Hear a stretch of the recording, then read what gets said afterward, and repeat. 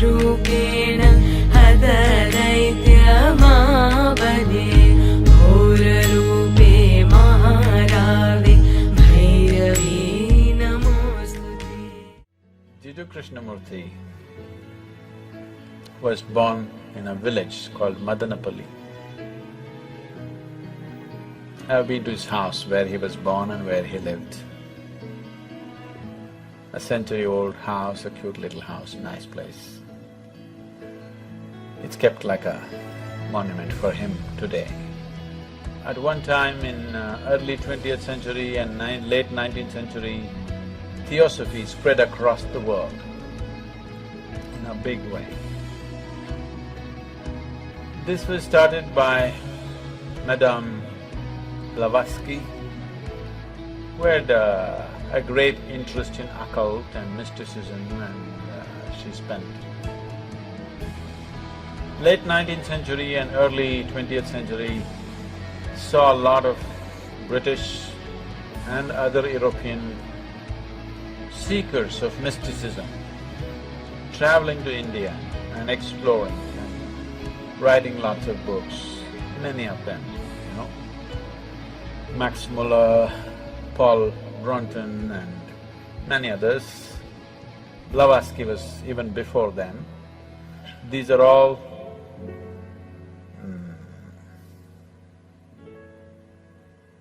explorers of mysticism. It was in those days not like going to some place to learn, it was an adventure that you really have to take off on a horseback and go to a strange country, battle all kinds of things, try to meet the right kind of gurus, and it was a whole adventure. So they put themselves through all this. Madame Blavatsky traveled to all kinds of places. She went to Tibet, she went to India, and then she came down to Tamil Nadu and set up the Theosophical Society out there, which still is there. And then their dream became to produce a perfect being project. Then they unearthed this information. I don't know to what extent they went, but actually, in the yogic lore, in the tradition, there was a yogi by the name Sunira. Sunira saw that human consciousness could be evolved if you produce a perfect human being who could render this to all sorts of people. In a way, he comes from the tradition of Shiva. Somewhere it's his dream to build another being like that. He wants to build a living Shiva once again, a perfect teacher for the world, who is completely multidimensional, not this kind of teaching or that kind of teaching. As Shiva explored the whole human consciousness and human body in every possible way, he wants that kind of a living being. So he started building the energy body for that kind, and then he believed that he could build a physical body on top of that and let him loose in the world with a lifespan of a few hundred or thousand years, so that he will transform the whole world by the time his time is done. So he started working on this project. And of course he died unfulfilled. Many ambitious yogis picked up the same project that Sunira had left and tried to reconstruct this energy body of a perfect teacher who can transform human consciousness. So, Madame Blavatsky, Leadbeater and Annie Besant, who came together to power this Theosophy movement across the world, which they successfully did to a large extent, and they gathered the most phenomenal occult library on the planet is still in the Theosophical Society of India. They gathered every kind of book on occult, and they set up a whole study team. Even now, J. Krishnamurti's groups are called study groups, yes? Study circles or study groups, say because these study groups were set up by Annie and Leadbeater. These are brilliant intellects, no question about that. But they have no inner experience, but they have gathered phenomenal amount of information. So somewhere they believe with this information and with their intelligence and intellect, they can recreate all this. And they started looking for appropriate bodies upon which this body of a super teacher can be imposed upon. Jiddu Krishnamurti, Rukmini Arundale, who else? One more, whatever. They started putting them through very severe training to prepare them, physically, mentally. But they have no inner experience. They're reading books and trying to do this to these boys. And they put JK in all kinds of meditative processes, and he attained to a certain level of… he became a fantastic human being. He was something that nobody could decipher, but he was like a flower, his fragrance could not be missed. Then they decided, when JK was about 20 years of age, 27 or 28 years of age, this Theosophical Society decided to announce to the world that he is the world teacher. The perfect teacher has come. People gathered with great interest in this. JK came on the podium and he said, "I am not a world teacher." Poof! The whole Theosophical Society and their project, everything went down the tube. He had the courage and the sense and the wisdom to say, "I am not." Most idiots would have said, "Yes, I am the world teacher, I am the reincarnation of Buddha and Jesus and everything." Most idiots would have done that. He had the sense and the wisdom and the vision to say that I am not this nonsense that they're trying to make me out of. And JK came out of Theosophy and he started speaking. He was a brilliant speaker. So people gathered around him, enormous wisdom and sense. So when he spoke, people sat rapt. Quite magical, the way he speaks. You know, somebody was talking to me, when I was just 17, 18 years of age, someone was talking to me, JK study circles, it was fashionable. For all those people who think they're intellectual, you have to read JK, you have to listen to JK's audios, otherwise you're not intellectual enough. In the Indian intelligentsia, if you have not read JK, Kierkegaard and Dostoevsky, you have no brain actually. That's how it's treated. So it's like fashion. For everybody, they should have read this, whether they get it or they don't get it. You read Dostoevsky, you read Kierkegaard, you read J. Krishnamurti, means you got some brain working. That's a gauge. So people were talking, JK, he's something every Saturday afternoon, they have a study circle where they play some audio tapes and his books are there and things.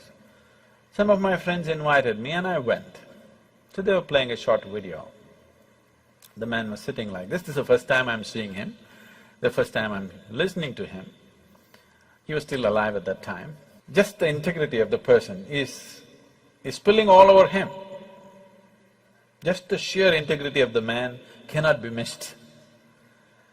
So, I didn't do much reading, I heard a few audios and watched a few videos. I enjoyed him, but I was too wild to listen to anybody. I had no time for anything. Life was calling me all the time. So I had no time to listen to my parents or my teachers or JK or IJ or XYZ, you know. I had no time for anything, so I left the study circle and went on. Maybe I attended this for about 5 weeks, I remember very well. It was about 5 weekends I went there, every Saturday afternoon, just for about an hour and a half. They would play 1.5 an hour video or audio, and then they'll all get into discussion and one big confusion. Because nobody around him understood what he's talking about. because he refuses to use any method, he refuses to use any example, he refuses to use any parable, any story, any joke or anything. This is just intellectual dissection. This is called as Gnana Marga. This is pure Gnana Marga. Gnana means the way of the intellect. Out of these 7 billion people, if you find 10,000 people who have that kind of a razor-sharp intellect, who can, without any kind of context, they can go on slicing things, you will not even find I don't think you'll find 10,000. Maybe you'll find 1,000 people. And those 1,000 people may not be interested in the spiritual process. They may be trying to slice through the stock market, they may be trying to slice through something else. So, around JK, everybody could feel the man is special, but nobody could get what he was talking about, because he refused to play the role of a guru, he refused to initiate anybody into anything, he refused to give any kind of method, any kind of process. He said it anyway happen. It is true. Anyway it will happen. But maybe after 1,000,000 lifetimes. So if you're in a hurry, either you must have that kind of an intellect, which is rare, or you must be willing to use the other faculties that you have of body, energy, emotion, all these things. He went driving on one wheel of his car. He is good at it, but nobody else could get to do it. Fantastic human being. When he was there was a fragrance, when he's gone, only books, because there's no living process. So Khalil Gibran said about J. Krishnamurti, when I walked into the room, JK was sitting and Khalil Gibran went to meet him. He said, when I walked into the room, I walked into a wall of love. It just hit me in the face. So you would never associate JK with love. He's not a loving man. That's not how he looks. He's like this. He definitely doesn't look loving, but he's very loving. His energies are absolutely compassionate, but his words are like knife. So, people felt something, but they couldn't figure what it is. They couldn't get a hold on it because he wouldn't give a hold. He said, if you hold it, you may get stuck with this, so don't hold. If there were millions of razor-sharp minds in the world, that would have been a fabulous way to do things.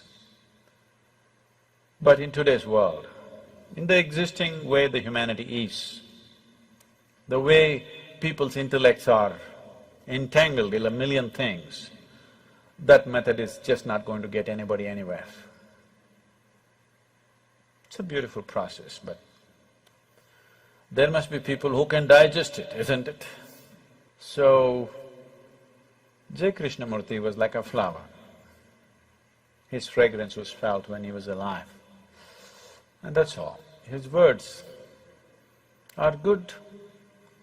If you want to kind of use it as an intellectual exercise to drop a few things, they could be useful, brilliant. His intellectual brilliance just comes out every moment of his life.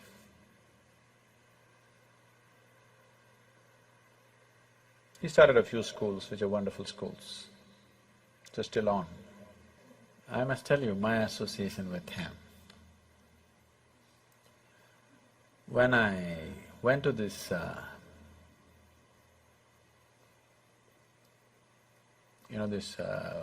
weekends for five Saturdays, Saturday afternoons, an hour and a half, that's my exposure to him. And one day he spoke about education. And it really gripped me.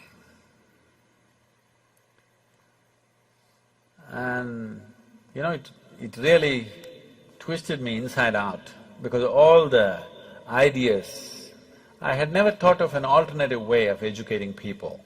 I was only thinking of how to dismantle all the education system in my mind. When he spoke about education, suddenly it struck me, there's another way to do this. So just this thought came to my mind. I was just maybe 17, 18, and I was living wild and I have dreams of running away somewhere. Uh, so I just thought if at any time if a child comes under my control, I would like to put the child to this kind of education. So, it just so happened, when my daughter had to go to school, when she got admission in some of the best schools in Ooty, but then it just flashed me in my mind that, okay, there's a JK school, why don't I send her there? And she went to that school and she spent 8 years studying there. So just those 5 Saturday afternoons, an hour and a half, that much impact he had on me, that I handed over my daughter to his care in one way or the other.